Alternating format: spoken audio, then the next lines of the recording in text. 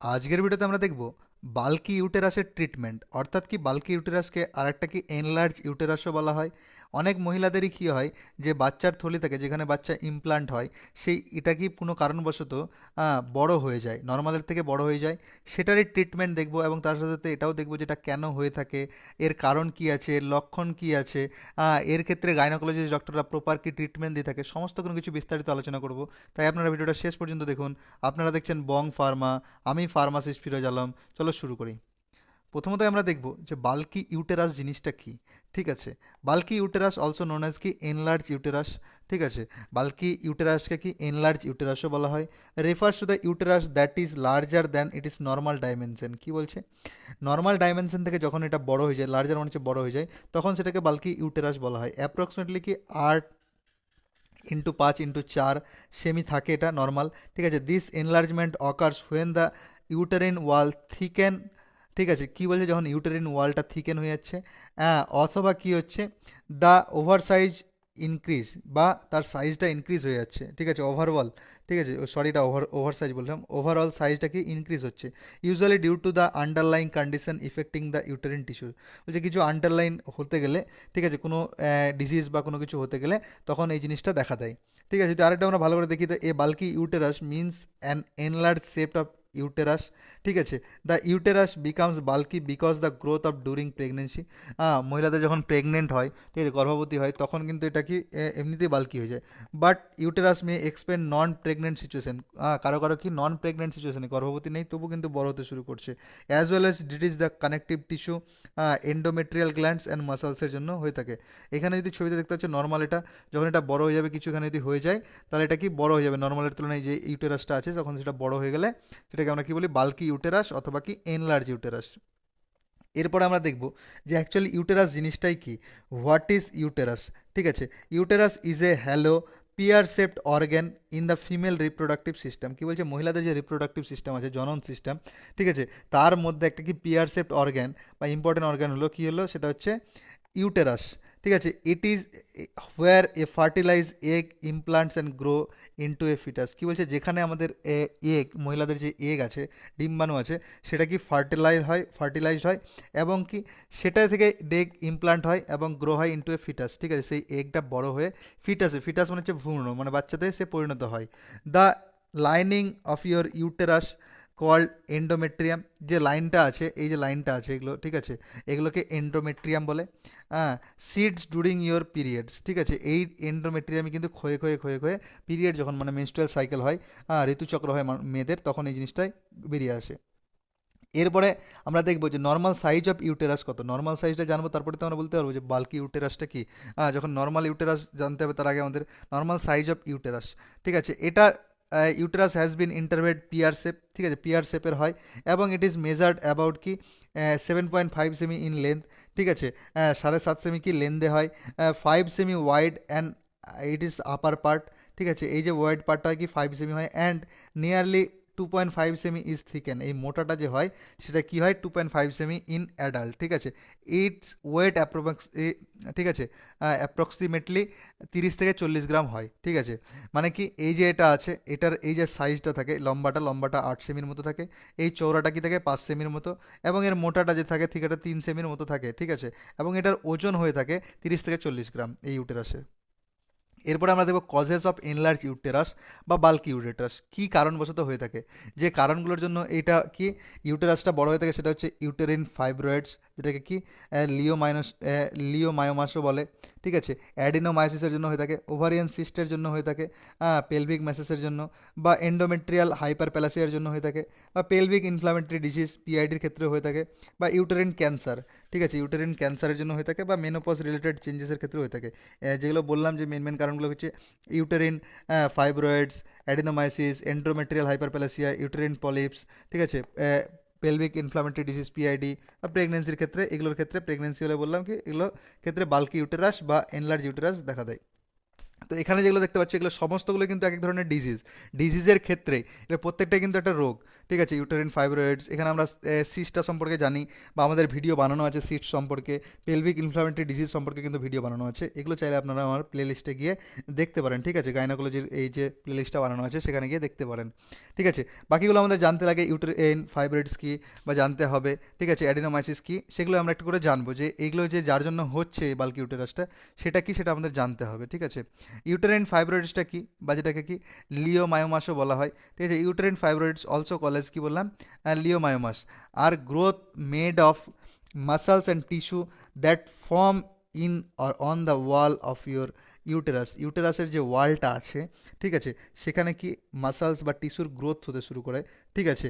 This growths are usually not cancerous benigns, কি বলছে, এই যে গ্রোথগুলো হয় এগুলো কিন্তু ক্যান্সারাস নয়, ঠিক আছে, নট ক্যান্সারাস, ঠিক আছে। টিউমারের মতো যখন আমরা দেখি যে টিউমার কত ধরনের হয়, ঠিক আছে, টিউমার আমরা অ্যাকচুয়ালি জানি যে দু ধরনের, একটা হচ্ছে বেনিং আর একটা হচ্ছে কি মেলিগনেন্ট। তাহলে এই বেনিং কিন্তু কিন্তু এটা টিনসারাস নয়। And the most common non cancerous tumour in female, এগুলো কিন্তু মোস্ট কমন নন ক্যান্সারাস, ক্যান্সারওয়ালা কিন্তু এটা টিউমার নয়, নন ক্যান্সারাস টিউমার, ঠিক আছে। মহিলাদের মধ্যে এরকম করে দেখতে পাচ্ছেন যে এই যে ইউটেরাসটা আছে এখানে এরকম করে মাসলস বা টিস্যু জমে জমে জমে জমে টিউমারের মতো হয়ে যায়, তবে এই টিউমারগুলো কিন্তু ক্যান্সার নয়, এটাকেই বলে ইউটেরিন ফাইব্রয়েডস। তো এরপর হচ্ছে অ্যাডিনোমায়োসিস। অ্যাডিনোমায়োসিস যে আমি বললাম যে একটা টার্ম বললাম যার জন্য হয়ে থাকে আমাদের বাল্কি ইউটেরাস, তো সেটা হচ্ছে adenomyosis is occur when the tissue form the lining of your uterus grows into your uterine wall. ইউটেরাইনের যে ওয়ালগুলো আছে এগুলোতে কি করে, যে টিস্যু আছে সেগুলো গ্রো করতে শুরু করে এই লাইনিংগুলোতে, ঠিক আছে, সেটাকেই বলে কি adenomyosis. It's cause when uterus are double or triple in size, যখন এটা কি ডবল বা ট্রিপল সাইজে হয়ে যায়, ঠিক আছে। সিমটম ইনক্লুডিং হেভি পিরিয়ড, প্রচুর পরিমাণে পিরিয়ড হওয়া, ক্র্যাম্পিং মানে পেট ব্যথা হওয়া, পেনফুল যৌনসঙ্গম, এই জিনিসগুলো হয়ে থাকে, ঠিক আছে। এরপরে আমাদের একটা জানতে হবে এন্ডোমেট্রিয়াল হাইপারপ্যালাসিয়া কি।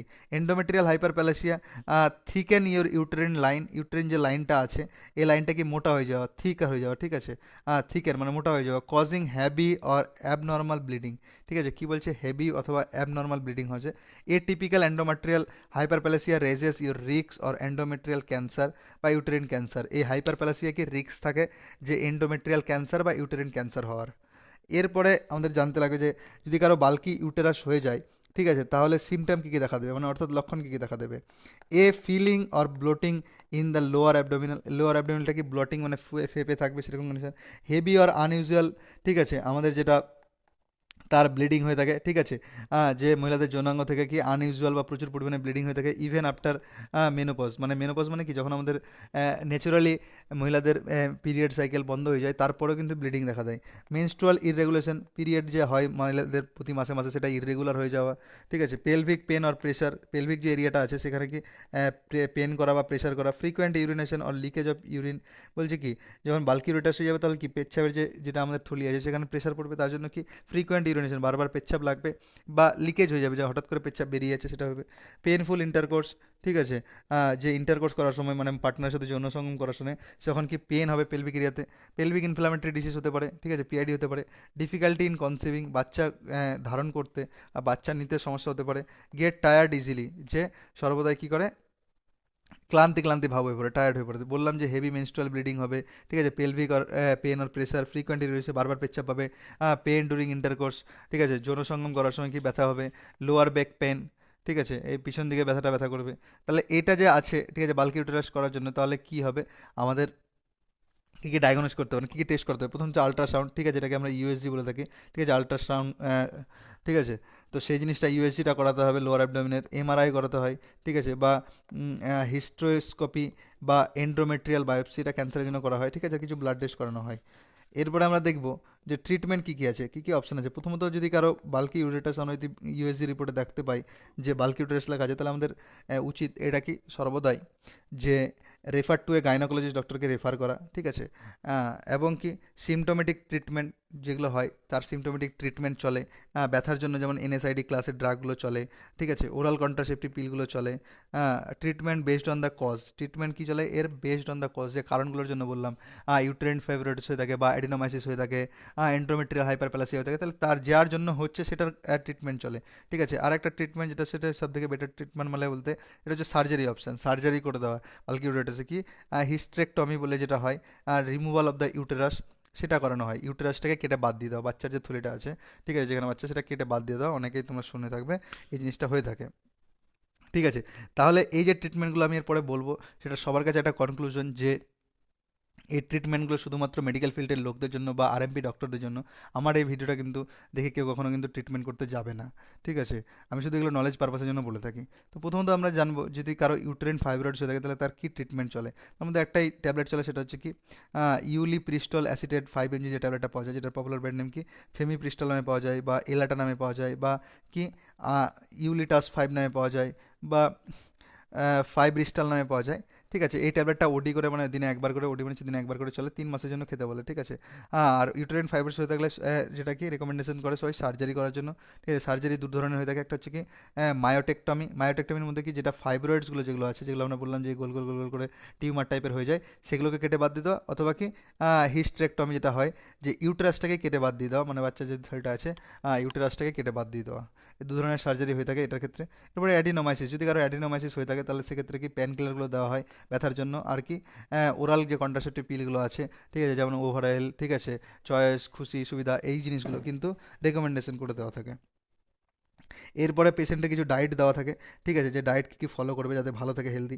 স্যালমন খেতে বলে, ওটমিল খেতে বলে, হোল হুইট ব্রেড খেতে বলে, লিন মিট খেতে বলে, ঠিক আছে, ফ্রুট খেতে বলে, ভেজিটেবলস খেতে বলে, বা ডায়েটরি প্রোডাক্ট যেগুলো ডেয়ারি প্রোডাক্ট আছে, ঠিক আছে, দুধ, দই, মাখন, চিজ, এগুলো বা এগ, এইসব জিনিসগুলো খেতে বলতে বলে, ঠিক আছে। এই ছিল তোমাদের ট্রিটমেন্ট। তো তার আগে আমি বলে দিই, আমি যে পিডিএফগুলো দেখে পড়াই, সেই পিডিএফগুলো অনেকেই নেওয়ার ইচ্ছা জাগে, ঠিক আছে, যে বলে দাদা কী করে পিডিএফগুলো নেব। তার জন্য এই হোয়াটসঅ্যাপ নম্বরে আপনি আমাকে টেক্সট করতে পারেন, ঠিক আছে, 84 36 38 33 20।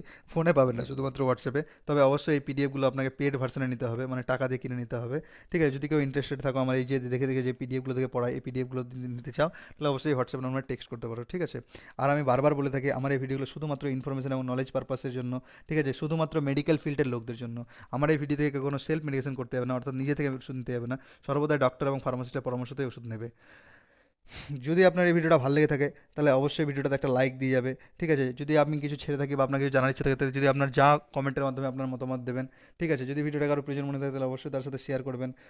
এবং আপনি আগামী দিনে এমন মেডিকেল রিলেটেড ভিডিও পেতে চাইলে অবশ্যই আমার চ্যানেলটাকে সাবস্ক্রাইব করে রাখবেন, সাথে বেল আইকনটা প্রেস করবেন, যাতে আমার দেওয়া ভিডিওগুলো সর্বদাই আপনার পাশে সবসময় নোটিফিকেশন পাওয়া যায়। এবং ভিডিওটা শেষ পর্যন্ত দেখার জন্য আপনাকে অসংখ্য অসংখ্য ধন্যবাদ। Thank you so much.